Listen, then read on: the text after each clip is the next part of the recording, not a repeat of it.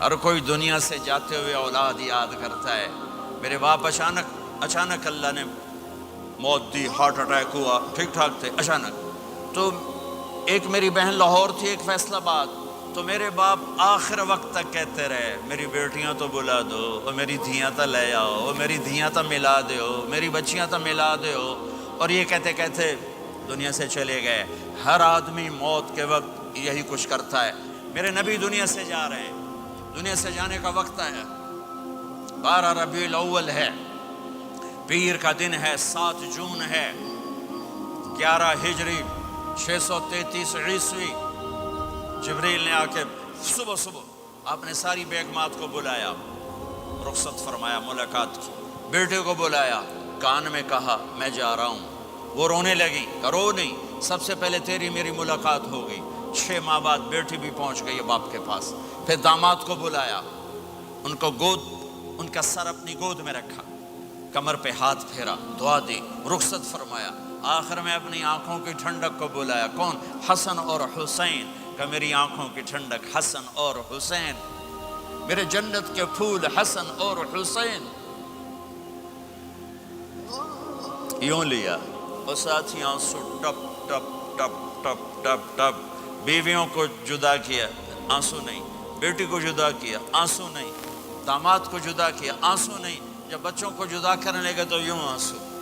ایک کو زہر میں تڑپتے دیکھا، ایک کا کٹا سر نیزے پہ چڑھتے دیکھا، تو آنسو رک نہیں سکے، دعا نہیں کی، ہاتھ نہیں اٹھائے، اللہ کی تقدیر کے سپرد کر دیا، اولاد کو ذبح ہونے کے لیے تیار کر لیا کہ کل میری امت اولاد کے پیچھے جھوٹ نہ بولے، رشوت نہ لے، حرام کاروبار نہ چلائے، دھوکہ نہ دے، فراڈ نہ کرے، بچوں کو کہاں سے کھلائیں، بچوں کو کہاں سے پلائیں، کہ یہ میرا حسین کا سر کٹ کے نیزے پر چڑھا ہوا ہے۔ جب سب چلے گئے تو جبریل آ گئے۔ آپ نے فرمایا کیا ہوا؟ خاموش کھڑے تھے، کہ موت کا فرشتہ دروازے پر ہے، اندر آنے کی اجازت چاہتا ہے۔ اپنے نبی کا مقام دیکھو، موت بھی پوچھ کے آتی ہے۔ آپ نے کہا آ جائے، آپ کی اجازت پر ملک الموت اندر آئے۔ اسرائیل کا السلام علیکہ یا رسول اللہ، کہنے لگا آپ پہلی ہستی ہیں، میں سلام کر رہا ہوں، میں نے کبھی کسی کو سلام نہیں کیا۔ کہنے لگا آپ پہلی ہستی ہیں، اللہ نے فرمایا تھا پوچھ کے اندر جانا، بن پوچھے نہ جانا۔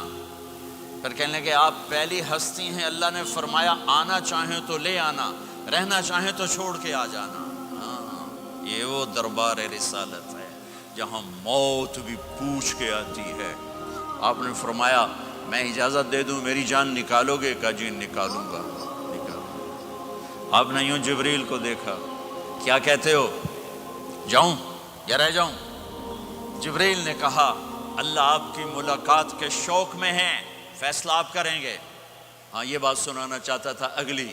آپ نے کہا اچھا جاؤ، پہلے اللہ سے پوچھ کے آؤ میرے بعد میری امت کے ساتھ کیا کرے، میرے بچوں کے ساتھ۔ یہ ساری مائیں، میرے بچے میرے بچے میرے بچے میرے بچے۔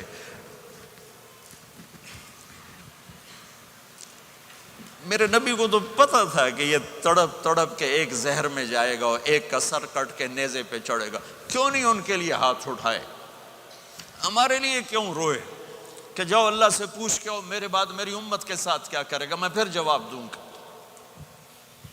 جبریل واپس گئے، موت کا فرشتہ کھڑا ہوا ہے، جواب آیا یا رسول اللہ آپ کا رب کہہ رہے ہیں آپ کی امت کو تنہا نہیں چھوڑوں گا، مجھے میرے رب کی قسم جو سن رہا ہے جس نے ہمیں یہاں جمع کیا ہے، سنو میری بات غور سے، اگر میرے نبی یہ سوال نہ اٹھاتے تو آج میں اور آپ بھی بندر خنزیر میں بدل چکے ہوتے۔ میری اور رب کی کوئی رشتہ داری نہیں ہے۔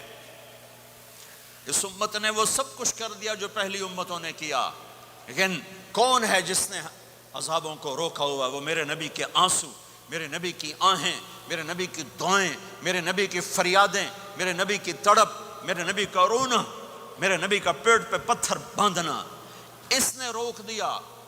کوئی نبی جاتے ہوئے امت کے لیے نہیں رویا، واحد نبی ہیں جو جاتے ہوئے امت کے لیے روئے، میری امت میری امت میری امت۔